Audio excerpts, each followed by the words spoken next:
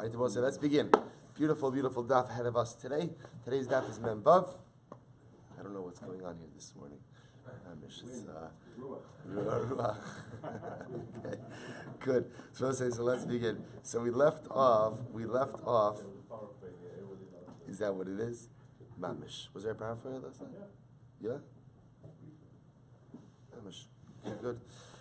So let's go. So we left off the bottom of Mem Hamad Beis. Rabbi Yossi, Rabbi Huda, l'sharish acharei minale, which will say is 4 lines up from the bottom, 5 lines up from the bottom. I'm sorry. So the Gemara says, Rabbi Yossi, Rabbi Huda, l'sharish acharei minale. From where do we know this idea that you don't only destroy Avoda Zara, but you have to root it out. You have to root out after it, meaning you have to destroy it, but then you also have to dig down and try to uproot it. So the Gemara says, from the pasuk, you shall destroy its name from this place. The Rabbanan used that pasuk to teach you that you have to go ahead and call Avoda Zara by a nickname. What does that mean? Rabbi Elazar says, so where do you know after you destroy Avoda Zara that you have to go ahead and root it out?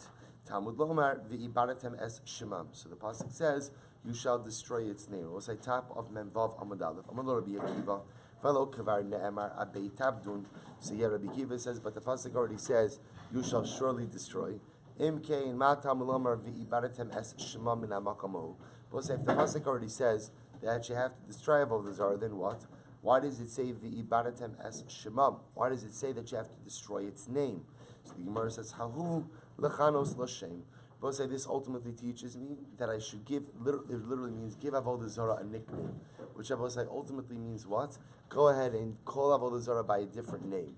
So the Gemara says, Yachol lechanos la, Yachol l'shvach. I might have thought maybe I should call Avoda Zara by a nice name. L'shvach a nice name. Ela Yachol lo l'shvach v'lo l'gnai. Rather, what it means is I might have thought that just I could call it by any name, not necessarily a nice name, not necessarily a derogatory name. Talmud Lomar shakeis tishaktzenu v'ta'ev tisa'avenu ki cheremhu. Therefore, we'll say the pasuk says literally shakeis tisa'avenu. You should treat it like a sheketz, right? Like a creepy, crawly thing. Ta'ev tisa'avenu. Treat it like something disgusting ki cheremhu, because Avoda Zara is off limits to you. HaKetzad. So we'll say what it means is the goal is to call Avoda Zara by a derogatory name. Ketzad. So the Gemara says, what's an example of that? Hayu Kormenosa Beis Galio. If they call the Avoda Zara Beis Galio, we'll say now Galia. Rashi says over here is Lashon Gova Gali, right? It means Beis Galia means high, like a pile, like a tower. So if they used to call the Avoda Zara Beis Galio, you should call it Kormenosa Beis Karya. We'll say call it Karya. We'll say Karya means like a quarry, like you dig something. So if they called it something high, you call it something low. Ein Kol. If they called the Avoda Zara the all-seeing eye, you call it Ein Kotes. Let's call it thorn in the eye. The idea being that I will say it's not just enough not to worship Avoda Zara, that's obvious, but one has to place a distance in themselves in Avoda Zara to whatever degree possible. And one of the greatest ways in which we place a distance in ourselves in Avoda Zara is to disparage it, to actively disparage the Avoda Zara. Tani Tana Kamed Rav Sheshes. Ha'akum hold. So we'll say. So first of all, there are just 2 important yisodas that are coming out over here. Yisod number 1 is this idea that it's not just enough to destroy Avoda Zara, but lahashrish achareha.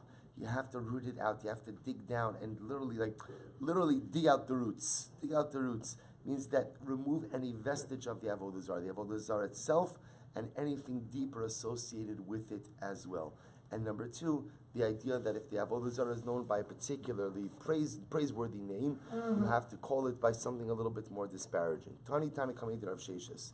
Ha'akum ha'ovdim es ha'arim v'es ha'gvos. If an akum goes ahead and worships the mountain and the hills, hein mutar. So as we saw in yesterday's daf from the day before, so the hills and the mountains remain mutar because the akum can't turn the hill or the mountain into a chefetz of Avoda Zara. Va'ovdehen b'sayif. But those who worship it ultimately are killed by the sword. In other words, they're of the Avoda Zara. So meaning, we'll say it's an interesting idea. The Chavamina is, I might have thought that since the Oved Avoda Zara can't transform the object he is worshipping into a chefetz of Avoda Zara, so what? So maybe that means that what? That he's not chayav for Avoda Zara either, for worshipping Avoda Zara. Kamash Mala, no. even though he can't go ahead and turn the hill or the mountain into Avoda Zara, nevertheless, what? He is still chayiv for Avoda Zara. So the Gemara says, if he worships the seeds or the vegetables, he worships that as Avoda Zara, then I will say ultimately, again, those could be transformed into a cheftza of Avoda Zara because they're movable property, they're metaltalin, so they could be turned into Avoda Zara, they become asar, v'ovdei and b'sayif. And the person who worshipped it ultimately is executed worshipping Avoda Zara. Amrle, the Amr Lacha, Mani, who said this to you? Meaning, whose opinion is this? So the Gemara says, Rabbi Yossi bar Yehudihi, the Amar, Ilan Shenatu Ulabasov Avdu Asar. We'll say, whose opinion is this? This reflects the opinion of Rabbi Yossi who holds. We saw this in yesterday's daf, that if you take a tree, and the tree initially was planted, not for Avodah Zarah purposes, for stam purposes, and what happens afterwards, you serve it, that it becomes asr. That ultimately the tree afterwards becomes asr. So we'll say, so v'lokma b'hilan shenatu mitchil l'kach v'rabanan. But why not set up the discussion before as dealing with the case as a tree which was originally planted for Avodah Zarah and is asr in accordance with the Rabbanon? Lo stagadaitcha diktani dum yedahar. No, because we'll say the case has to be comparable to the mountain. How so? Mahar shelo natu mitchil l'kach. Just as a mountain was not, so to speak, originally planted or created for the sake of Avodah Zarah, so too, I will say the second case in the Brisa also has to be something that wasn't originally created for Avodah Zarah. Therefore, again, it resembles the case of the tree initially planted for the sake of a tree and subsequently worshipped. So we'll say, let's just close the loop on that because we had that machlokas yesterday between the Tanakh and Rabbi Yossi Aglili regarding a tree which was planted for the purposes, which was planted for no purposes, just planted for stam, right, nondescript arboreal purposes, just to be a tree, and then it was subsequently worshipped. So does that subsequent worship turn that tree into a cheftza of Avodah Zarah? Rabbanon said no. Rabbi Yossi Haglili said yes. How do we paskin? We paskin like the Rabbanon, Rabbi say, that a tree could only become a cheftza of Avodah Zarah if ultimately planted for that purpose initially, but not if it's planted stam and then subsequently worshipped. So the Gemara goes weiter. Itmar. We're going to begin a discussion. It's going to take us a little bit of time, but it's really quite fascinating. Itmar. Avne harshin daldulu. What's the case here? If you look at Rashi, Rashi says it's the first short line in Rashi. Shinidaldulu. So we'll say this is a case ultimately again, you have stones on a mountain. Shenedaldulu, Rashi says Nikru me'elehem means they were uprooted by themselves. So we'll say what we established earlier was what? Was that Lamaisa, if you go ahead, Akum worships a mountain, he obviously does not transform that mountain into a cheftza of Avodah Zarah. Right? What happens if there were stones dislodged on the mountain? And what happens? Those stones remained on the mountain. They were not dislodged by man, but rather they were just stam dislodged. So now we'll say those are movable stones, but they still sit on the mountain. The Ovid Kochavim worship them. So what's the shaila? Do the stones become Avodah Zarah or not? That's the fundamental shaila. Now, on one hand, they're still sitting, kind of attached to the mountain, but yet they are physically detached from the mountain. So if the Ovid Kochavim worships them, do they become Avodah Zarah or not? Bnei Rabbi Chia of Rabbi Yochanan, so we'll say this is a machlokes between the sons of Rabbi Chia, who, interestingly enough, Rashi points out are Yehuda and Chizkiah. Those were the names of the son of Rabbi Chia. So Yehuda and Chizkiah, Bnei Rabbi Chia, Chadamar and Rabbi Yochanan, Chadamar Asuros, one said that the stones are in fact Asr, V'chad Amar Mutaros, and one said that they are Mutar. So the Gemara says, My taima demand Amar de Mutaros. What's the logic of Moshe to say that the stones don't become Avodah Zarah? That ultimately, again, they're still Mutar. Because ultimately, again, the stones will be just like a mountain. Mahar she'in bo tfisas yedei adam umutar, just like the mountain, ultimately, again, is not. Remember, in bo tfisas yedei adam we saw in yesterday's daf means that what? They were never manipulated by a person. In other words, they're not created. There's no human involvement in their creation. So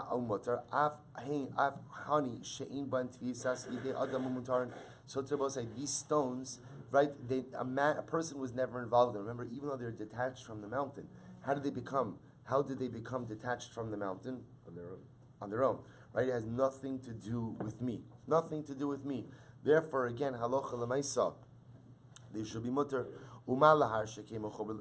Umalahar shekemu chuber. But I will say, on the other hand, the mountain is attached to the ground. These stones are not. To which the Gemara says, you're right, behema tochiach. So at the end of the day, says the Gemara behema tochiach. We can learn this out from the case of the animal. Both say, what's the pshat with the animal? Take a look at Rashi. Actually, not yet. Yeah, fine. Take a look at Rashi. Behema tochiach. Both say, take a look. It's on top of Rashi, the second of the short lines. Behema tochiach.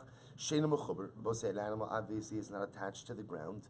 The ein on the aseres b'ishtachaviyah. Both is actually very interesting. And the animal itself does not become aser if somebody worships it. So we'll say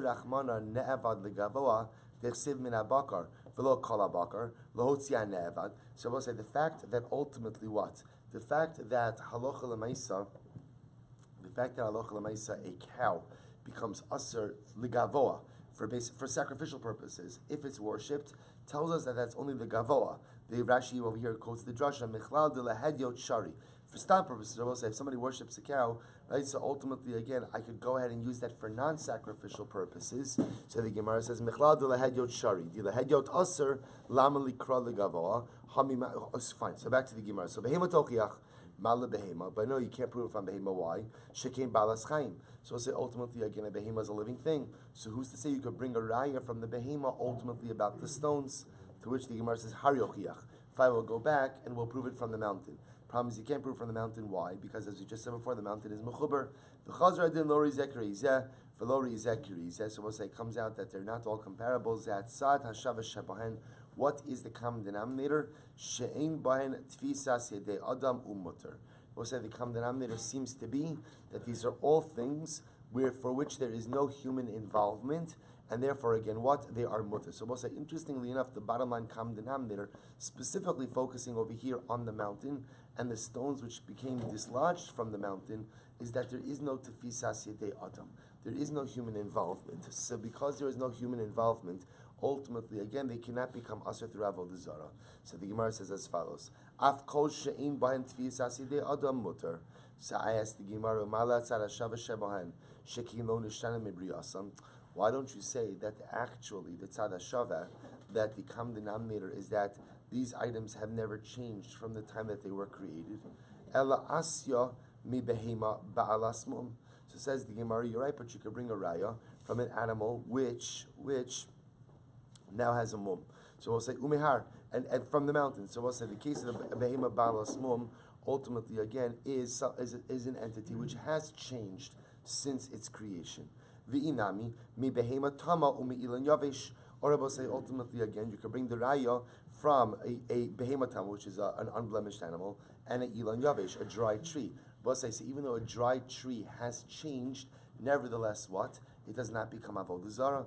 To which the Gemara goes right there and says, "Uman da asar lahachi ksev." So we'll say, so far, we've seen the svara ultimately of the one who says that it's mutter, right? We've seen the svara of the one who says that it's mutter. That halacha lemaisa, if the stones become detached from the mountain, that they're still considered to be part of the mountain, so to speak, and cannot become aser through avodah zara. So we'll say, in the logic being, just the basic svara seems to be lefi she'ein bahen tfisas yedei adam. Because it was said there's been no human involvement with this. So because there's no human involvement, pretty much it's the equivalent of the mountain, even though it's now detached from the mountain. So the Gemara says, Uman da asar. So we'll say, what about the opinion who says that the stones will be asar, the detached stones which are resting on the mountain will be asar? La'achi ksiv shakif tishaktzenu v'ta'iv tisa'avenu. Ta'af agav da'asim in dina lehetera. So we'll say, the Torah uses very strong lashon here, right? The Torah uses lashon of shakhet tishaktzenu v'ta'iv tisa'avenu, which means we'll say avodah zarah should be something that is disgusting and repulsive to you, which teaches me we'll say that even if you can prove that something may be halachically permissible, nevertheless one should endeavor to stay away from it. So even if one can make a compelling argument that these stones might be mutter, l'maisa again one should distance themselves from it. Tistayim debnei Rabbi Chia desharu. We'll say it would appear that it is. Now remember again, the Gemara quotes this machlokes about the stones, right? Avnei harshne dalglu, and tells us that the sons of Rabbi Chia and Rabbi Yochanan had a machlokes at mutter aser. The problem, not the problem, but the Gemara did not tell us who holds what. So the Gemara now says it would appear that it was the sons of Rabbi Chia, ultimately again, who said that the stones were permitted. Why? So listen to this interesting case. Zakaf beitza l'shtachavos la'mahu. We'll say if you stood up an egg, right? If you stood up an egg, right? Stood up an egg. You stood up an egg, right? And for the purpose, ultimately, again, to bow down to it, as Avoda Zara. So what's the halacha? We'll say, what's the status of the egg? So we'll say, first wide line, mem vav amud aleph. Says the Gemara, so I'm at a so what that means is I stood the egg up to bow down to it, and what? I bowed down to it. The kami baile, and I will say the fundamental shaila is, hai zikifasa, ihavi maisa, ilo havi maisa. And I will say the fundamental shaila is, right, is the act of standing up the egg considered to be a maisa or not? Avalo zakaf, but like what I can infer from that is, that avalo zakaf, but if I did not stand up the egg, lo misra, ultimately again, the egg does not become aser. Now we'll say, why does the egg not become aser? Lefi she'in bat tfisas yidei adam, because there's no human involvement over there. And that's why, again, at the end of the day, it will not be us. Or Shmamina, B'nei Rabbi Chia D'Shara. And the fact that B'nei Rabbi Chia apparently say by the egg case, that if you just leave the egg stam and you bow down to it, the egg doesn't become usher. The only shaila is if you stand it up. If you stand it up and were to go ahead, ultimately, again, would it become usher? Now, boss say, what's the difference between standing it up or leaving it alone? So, because the act of standing it up is an act of human involvement. So, because of that, ultimately, again, has the capacity to be usher. So, you see from here that B'nai Rabbi Chia are the ones who say that where there is no tefisas yidei adam, ultimately, again, so therefore the object doesn't become usher. Applying that logic before, in the case of avnei harshin edaldalu, the case of the stones on the mountain, which becomes dislodged but remain on the mountain, B'nai Rabbi Chia apparently would say that what? That it remains mutter. To which the Gemara says, that's not true. I could still say that B'nai Rabbi Chia are the ones who say that the stones which became dislodged become aser. Dishtachavah afal gavdelo zakfa asura. Because they will say they might hold that a case of where you bow down to the egg, even though you didn't stand it up, it still becomes aser. So what's the case over here with the egg?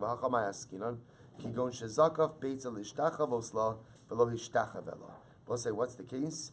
The case is where someone stood up the egg to go ahead and bow down to it, bless you.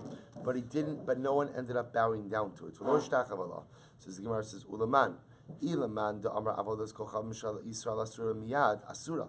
So we'll say, I don't understand. What's the case? The case is where somebody stood up the egg to worship it, but no one actually ended up worshiping it. So I don't understand how this would be us. Let's analyze this. So if you hold according to the opinion who says that the Avodah Zara of the Yisrael becomes immediately Asr, even before it's worshipped. Once it's designated as Avodah Zara, by definition it's Avodah Zara, it's Asr. So then, Asura, then I will say, obviously the egg will be Asr. Ilaman da Amar Ad Shiyis Aved. So I will say, but if you say, but according to the opinion, it says that the Avodah Zara of Yisrael only becomes Asr when? Only when it's worshipped. So says the Gemara, Halopolcha, no one ever bowed down or davened to this egg. He goes, what's the case? I will say, he goes, Shezakov Beitz Lishtachavo. So listen to this. Somebody stood up the egg to go ahead and worship it. Velo Ishtachavela. And the Jew never did so. But what did happen? Uba Ovid Kochavim Vishtachavela. But Ovid Kochavim came along and worshipped the egg. Kihada Amra Yehuda Amar Shmuel. Yisrael Shezakov Levina Lishtachavela. So listen to this. It's actually fascinating. So now a Jew stood up the egg. Akum came along and bowed down to it. So we'll say, so what's going on over here? Kiyad Amar Yehuda Amar Shmuel. We'll say this is like a previous case we learned. Yisrael Shezakaf Levena Lishtachavosla, that if a Jew stood up a brick, suppose I stood a brick up so that it's standing height-wise, it's standing tall. What happens? Lishtachavosla. And I did in order to worship it. I'm worshiping the brick. Uba Ovid Kochavim Ishtachavela, and the Akum came along and worshipped the brick. Asura. Ultimately, again, the Akum's worship of the brick that was stood up by a Jew. I know my English is not, that was stood up. Yeah, okay, that was stood up by a Jew. So it says the Gemara Asura, the Kami, I'm sorry? Stand it up. Oh, that sounds much more. It's much more Hamish. Studied. I think studied. Studied is even better. Studied. Right? So says the Gemara. So Asura. The Kaima is supposed to say, what's the Shaila? The Kamibayile. Leveinu Diminkara Zekifta. So we'll say, I might have thought as follows. That is dafka in the case of the brick, where when you stand it up, it will say that is an obvious maisa. Why? Because when the brick stands in its height, right, obviously that's much more recognizable than when it's laying down across its width or across its length. Aval beitza low, but an egg when you stand it up is not such a recognizable maisa. O dilma loshna, or maybe it makes no difference ultimately again between the brick and the egg. The idea over here is that when you do some kind of maisa and the akum comes along and what? The akum worships it, that by definition, ultimately, again, it turns and it makes it asur. So says the Gemara Teku. So the Gemara ultimately, again, leaves the case of the egg, right? The brick case is clear, that if a Jew stands up the brick, the akum goes ahead and worships it, so the brick ultimately becomes asur. The case of the egg, the Gemara seems to say, is a Teku. The fundamental shaila being rooted is the act of standing up the egg a significant maisa or not. Okay? Boy Rami Bar Chama. Hamishtacha lahar. So we'll say if somebody bows down to a mountain. So we've already established that if you worship, a person worships Avoda Zara, a mountain has Avoda Zara. What's the status of the mountain? What's the status of the mountain? Unchanged. Right? Unchanged. You cannot change the status of a mountain through Avoda Zara. Right? Again, for all the reasons that we discussed. However, Avanov Mahul Mizbeach. Let's listen to this interesting shaila. If you go ahead and you chisel some stones from that mountain, so ultimately again, can those stones be used to go ahead and build a mizbeach? Build an altar. So we'll say Amavez. What's the shaila? Yesh ne'evad b'mechuber etzel gavoa, o ein ne'evad b'mechuber etzel gavoa. We'll say, what's the fundamental shaila? So do we say, remember again, if something was worshipped for Avodah Zara, we'll say, you can't go ahead and use it for any type of temple purpose. Right? Legavoa.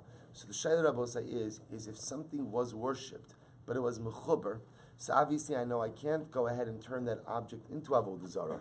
The Shaila is it now off limits for the use of sacrificial purposes or not? So the Gemara says, Yesh ne'evad b'mechuber etzel gavoa, o ein ne'evad b'mechuber etzel gavoa. If imtim salomar, Yesh ne'evad b'mechuber etzel gavoa. And it will say, if you hold, actually it will say, just go for 1 second, go back to Amud Aleph just for a moment. Last Rashi on the daf. The last Rashi on Amud Aleph is actually Shayach to Amud Beis. Rashi is ne'evad de ba'ali chayim asur legavoa. Remember again, in the case of an animal, if you worship an animal, a person worships an animal for the sake of Avodah Zara, that animal becomes asura as a carbon. You can't offer it up on the mizbeach. The afagav the shari lehedyot. Interestingly enough, you could use that for mundane purposes. I could eat the animal, I could shech the animal, but at the end of the day, I can't give it as an offering. The afagav the shari lehedyot. The kami baile mi chayil shem ne'evad ala mechuber le'osra legavolo. But see here the fundamental shayla. Here's what I know. I know is that if a person worships the mountain, they don't transform the mountain into a chefetz of avodah zara. That's what I know. What's the shaila? The shaila is if a person goes in and worships the mountain as avodah zara, and someone then takes stones from that mountain, can those stones be used can those stones be used in the service of the Beis Hamikdash? That's the fundamental shaila. So that's yesh ne'evad legavoa b'mechuber etzel gavoa oein ne'evad b'mechuber etzel gavoa. So listen to this. Imtim salomar yesh ne'evad b'mechuber etzel gavoa. So we'll say, if you want to say that l'maisa again, yes, it is usher. It is usher. You can't take that which is attached to the ground and worship as avodah zara, even though it doesn't become avodah zara. You can't use it for sacrificial purposes. So if you do hold that, machshirei karban ke karban damu olo. We will say, what about a secondary usage? What about a secondary usage? Look at Rashi. Tap Rashi memavamum days. Eitzel gava. Ivim tim slamar yesh ne'evad eitzel gava. Akatimi baile hachi. Hay ne'evad the lavlo karban gufei kabaile. Elo lebinyan mizbeach. Machshirei karban mi'amrini ke karban dami. V'ne'evad aser bain alo. We'll listen to this. What about to take stones from the mizbeach, from the mountain, to make a mizbeach? So we'll say this was what we'll call machshirei karban. That's not the actual sacrifice itself. Rather, what that's called it's a machshir. It's a secondary usage. So machshirei karban ke karban dami olo amar Rava. So we'll say Rava tries to solve this with the following kal v'chomer. Listen to this. Uma esnan shemuter betalosh lehedyot aser b'mechubar legavoa. We'll say, so listen to this. You hear the fundamental shaila? The fundamental shaila is as follows. We really have two simultaneous questions happening over here. Number one,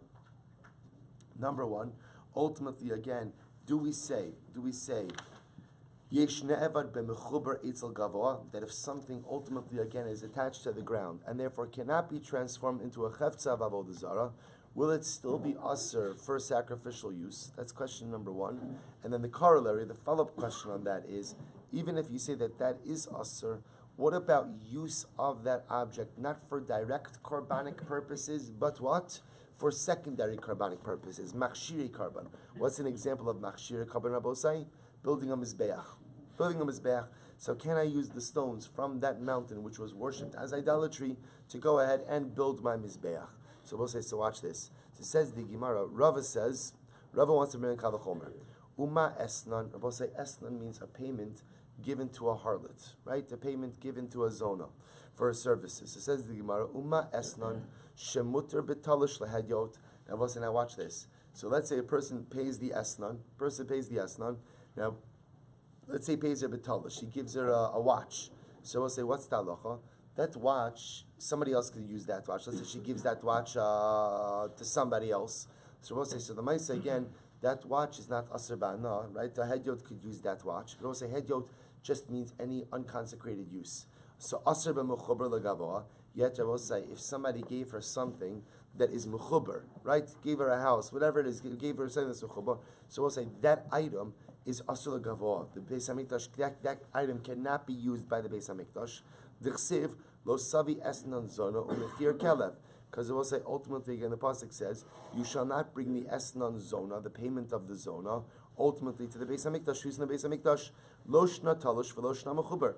Makes no difference if the esnan rabosai is attached to the ground or detached from the ground. Ne'evad sha'aser b'talosh lehedyot. So we'll say when it comes to ne'evad, remember ne'evad means something worshipped for avodah, something worshipped as avodah zara. Sha'aser b'talosh. We'll say that object again, if it's detached from the ground, then what? It becomes aser. Remember again, detached avodah zara is the paradigmatic case of avodah zara. Right? It's detached. It becomes ne'evad. Sha'aser b'talosh lehedyot. So we'll say avodah zara, which when it is detached becomes aser for anything, even lehedyot, meaning even for unconsecrated purposes, it just becomes aser b'anda.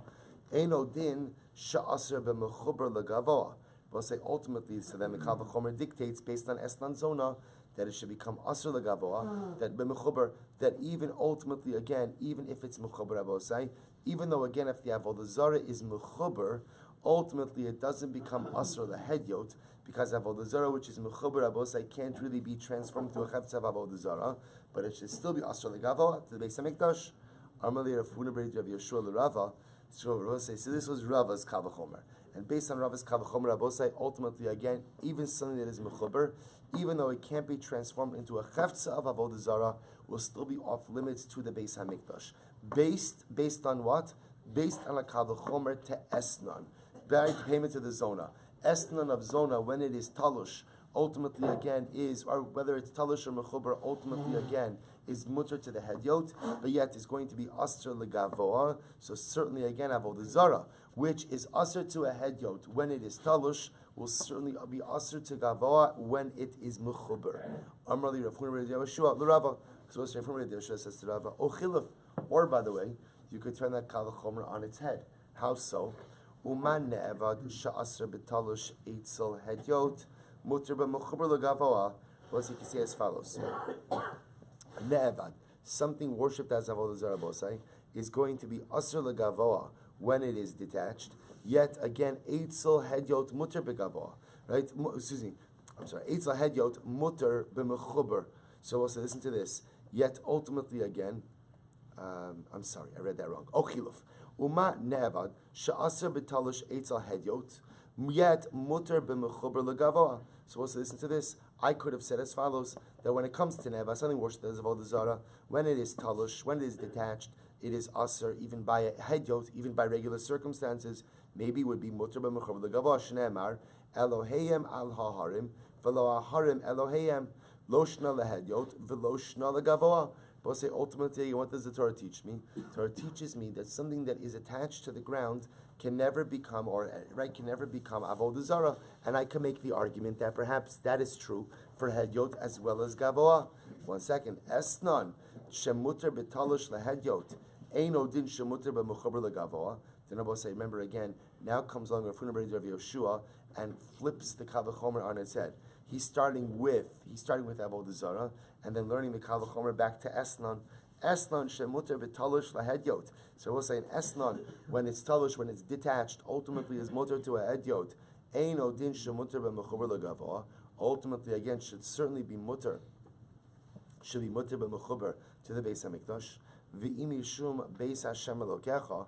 And if you want to say ultimately, what about the pasuk of Beis Hashem Elokecha? So you will say, now remember what the Gemara is suggesting over here is that if the Esnan goes ahead and receives something that is mechuber, something that is attached to the ground, she, according to this Kavachomer, she can give that to the Beis Hamikdash. What you're going to ask, but the pasuk says Beis Hashem Elokecha. So I'll say the pasuk says Lo Savi Esnan Zono Mechir Kelev Beis Hashem Elokecha. Now remember again, before we use that phrase Beis Hashem Elokecha to teach you that even if she receives something mechuber, that cannot be given to the Beis Hamikdash. So what are you going to do with that phrase? I both say that phrase is necessary to teach you the following halacha. Beis Hashem Elokecha, when it says that she can't bring her Esnan to the house of HaKadosh Baruch Hu, Prat lepara she'ina ba'a lebayis divri Rebbe Lazar. Well, this is actually quite interesting. Let's say the Zona receives as her payment a para aduma. It's from client, right. So what happens? So she goes here, she gets a para aduma. So we'll say now, what's the shaila? The shaila is, can she go ahead and bring that para aduma? Can she give that para aduma to the Beis Hamikdash? It's the fundamental shaila.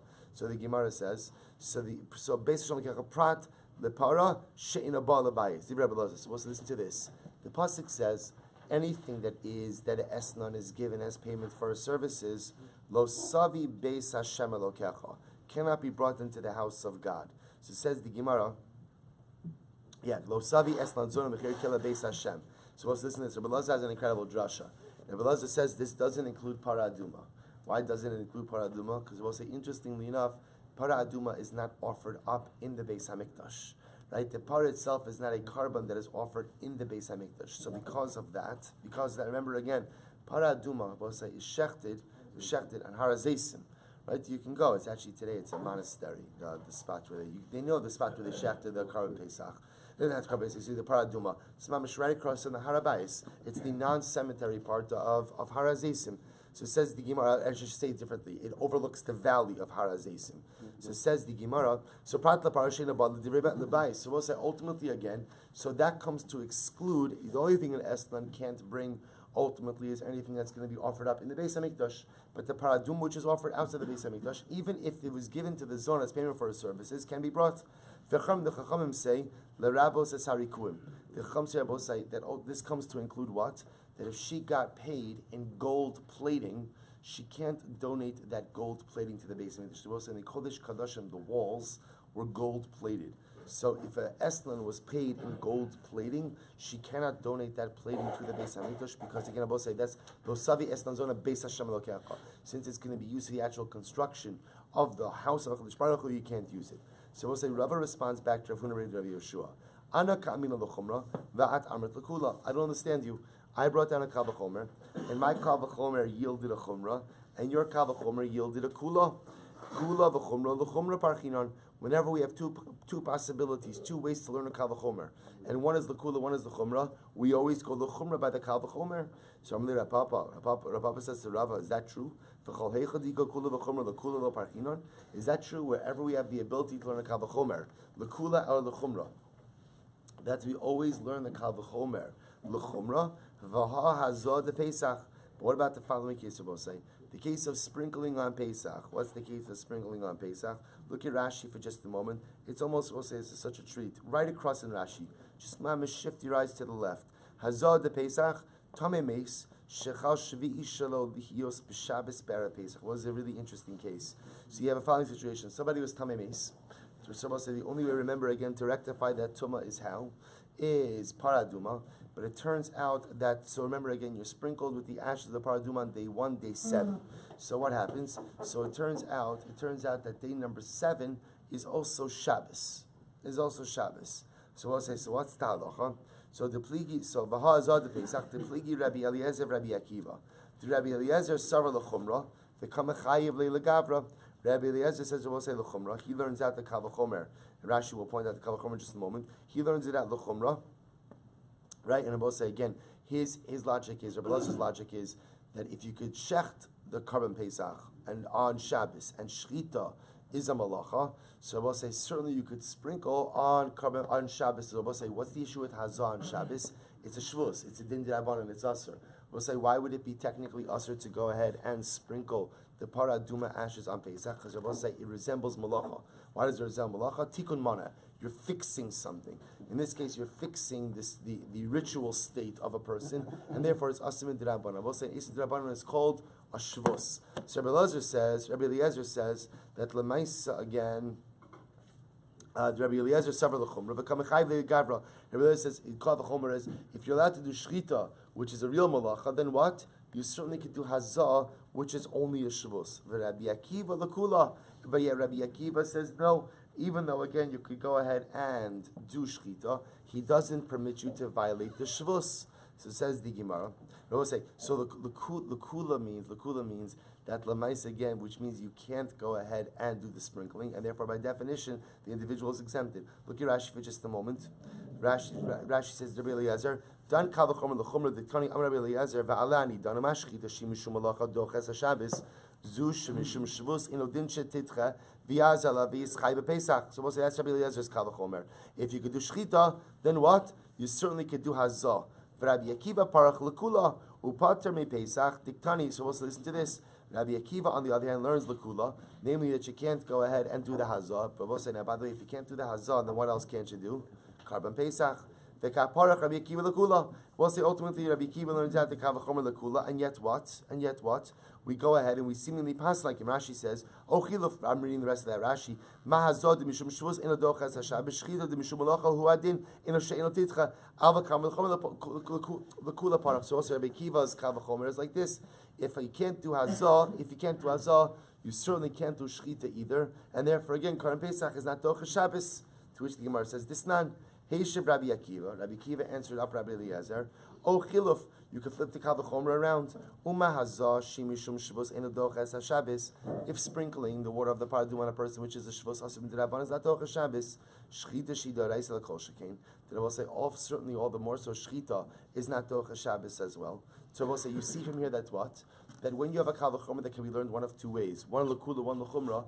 You can learn it l'kula as well. Remember again, the kula over here is that what? The kula over here is, according to Rabbi Akiva at least, it sounds like you're not offering Karban Pesach. So that is a kula, because at the end of it, you are being exempted from an obligation. To which the Gemara says, no. Hasam Rabbi Eliezer Gamrei. I also ultimately, again, in this case, there was something deeper happening over here, which is Rabbi Akiva was not really trying to go ahead and prove that you should be exempt from Karban Pesach, but rather, again, Rabbi Akiva was trying to jog the memory of his Rabbi Eliezer. And Rabbi Eliezer had taught Rabbi Akiva this sugya, v'iyayker le Talmuda, and Rabbi Eliezer had forgotten that which he had taught. Va'asa Rabbi Akiva la'adkure, and Rabbi Akiva was there to remind his Rabbi, ultimately again about what he had taught. V'hainu da'amar le Rabbi, al tach bireni b'shas hadin. And that's what we'll say part of this discussion where as they're having this exchange, Rashi points out that this was part of a larger exchange, but as they're having their exchange, Rabbi Akiva says to Rabbi Eliezer, Rabbi, al tachbireni b'shas hadin. Rabbi, please, do not go ahead and deny what I'm saying at the time when we're duking this out, right? At the time when we're deciding on the din. Kach mekubal ani mimcha. Rabbi, I learned from you, hazah shvus, sprinkling of the ashes of the paradum rabosai, sprinkling in general is a shvus, is an isur midrabanan, ve'ena docha es haShabbos, and a shvus rabosai is not docha Shabbos. Interestingly enough, as much as a Shabbos can be docha, a da'oraisa, but ultimately again the shvus is not docha Shabbos. So I will say the idea that the Gemara is saying over here is the way the Gemara seems to be ending off is that lemaisa when you have the ability to darshan a kavachomer, one way goes l'chumra, one way goes l'kula. it appears that generally we will take the approach of the Chumrah when it comes to interpreting the Kal V'chomer. And therefore, I will say, ultimately, again, learning this back, it would appear, based on that Kal V'chomer, that even though if you worship the mountain, so ultimately, again, the stones of the mountain do not become Asr, but nevertheless, if you were to take those stones, you would not be permitted to take those stones and ultimately use them to construct the Mizbeach. We'll stop over here, share with you a short idea on the parasha.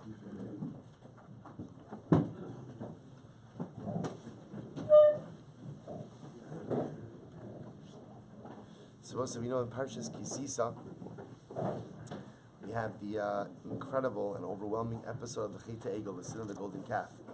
So after the sin of the golden calf, Moshe Rabbeinu was able to effect tshuva on behalf of the klal, on behalf of the people, and he goes up to get the second set of luchos. So chiyuv davens today. There is a chiyuv. Good. It says a yard. Oh, yard good. Good. So the Gemara says, so Moshe Rabbeinu goes up to the mountain, and ultimately again goes ahead and gets the second set of luchos. So the pasuk when Moshe Rabbeinu goes up, Perek Lamed Daled pasuk Gimel, the pasuk says, "V'ish lo ya'al le'imach." So no one else could go up with you. V'gam ish al yira b'chol hahar, gamatzon v'habakar al yiru el mula harahu. So we'll say ultimately again, remember, Chodesh Baruch Hu gives Moshe Rabbeinu very specific and explicit instructions. No one should go up with you, right? No one should be seen by the mountain. Even the animals should not graze by the mountain. So we'll say the great tzaddik Rabbi Shmuel Silber, the Rishner, has a beautiful and exceptional insight into this pasuk. He says, what does it mean? V'ish lo ya'al le'imach. No one should go up with you. So listen to the words of the Rishner. V'ish misha machzik es atzmo li'ishius li'yesh malei gaiva v'esnasus lo ya'al le'imach. We'll say the Rishner says that if a person holds himself out to be an ish, right? A person is egocentric, a person is self-centered, a person makes their life all about themselves, lo ya'al le'imach. It's impossible to have an aliyah. It's impossible to go up to HaKadosh Baruch Hu. It's impossible to ascend the mountain of growth and self-actualization. Sometimes, again, if a person is too focused on the ish, a person is too focused on the I, a person is too focused on themselves, lo ya'al le'imach. It's impossible for a person to experience an aliyah. Kadosh Baruch Hu tells Moshe Rabbeinu, ultimately, if you want to ascend the mountain, not just this mountain, but every single mountain in life, you have to learn how to go ahead and keep your ish in check. You have to have a healthy sense of self, Rabbosai, but life can't just be about me. Life can't be about the service of the ish, the service of the I. So the shayla is, how do we accomplish this? How do we go ahead and kind of check the ish, check the I, check the ego, so that we're able to be makayim ya'al le'imach, we're able to ascend the mountain, and ultimately go ahead and self-actualize. So we'll say, because it's Shushan Purim, so we can still say, not Purim Torah, but ultimately Torah from Purim. So I came across a very beautiful idea. Actually, I was thinking about saying it over yesterday, but it was something else. So there's an incredible ma'aseh that's told about the Beis Avram of Slonim, the Slonim Rebbe. And the Hasidim, of course, would come to him on Purim, bring him beautiful mishloach manos. And there was one particular person who brought the Rebbe a magnificent mishloach manos. And the Rebbe said it was a big fruit platter. So the Rebbe said to the Chassid, thank you so much for the incredible fruit platter, but there's something even more that I'd like from you. He said, can you give me a shtickle hearts? Can you give me a little bit of your heart? I appreciate the fruit, but can you give me a little bit of your heart? He says, what's the pshat? What does that mean? And the Rebbe, the Beis Avram, says something so beautiful. He says in the Megillah, it says, Umishloach manos ish l're'ehu. Mishloach manos ish l're'ehu. So the Rebbe dashed this pasuk in such a beautiful way. We'll say, ultimately, again, what's the greatest shalach manos that you can give to someone? Ish l're'ehu. If you give of yourself, not of your food. Of course, there's a mitzvah to give, but if you give the beautiful mishloach manos you can give someone, Rabbi Osai, is ish. You give some of your ishiyos, you give some of yourself, you give a little bit of yourself to someone else. That's the most beautiful shalach manos. So yesterday we learned about the pashat tehent.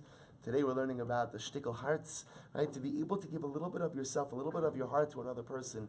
That's about say the greatest mishloach manos. Mishloach manos, ish l're'ehu. And that's the pshat perhaps in the Rishner as well. that lo ya'ale v'ish lo ya'ale imach. See, Rabbi saying, the incredible part about Purim is that we mamish spend an entire day focusing on other people, right? Focusing on other people, whether it's shalach manas, whether it's suda, whether a person is zochet to have a family, whatever it is, it's an entire day that's mamish devoted to the other. And if your Purim was not fully devoted to the other, then you need a do-over. You have to do it again, the Shushan Purim, right? You have to, I will say, but that's the pshat. The problem in life is sometimes when life becomes about me, right? When life becomes about my happiness, life becomes about my success, life becomes about my dreams, my ass, oh me, then the problem is, lo ya'ale imach. You can't ascend the mountain like that. But say a successful life is a life where, of course, I have my dreams, I have my aspirations, I have my goals, but it has to be a devotion to the other. It has to be not just on Purim, but every day. Mishloach manos ish l're'ehu. I have to give some of my ishios for others, not just to focus on myself, but to find a way to give to the other, to serve the other, to devote myself to the other. And if Rabbosai, we're able to focus a little bit less on ourselves and take our kochos, take our abilities, and use them to help the other, then in Meretz Hashem we will be zocha to the ya'ale imach. We will be zocha Meretz Hashem to climb our mountains, to ascend our mountains, and to enjoy a beautiful devekus with the Ribono Shalom.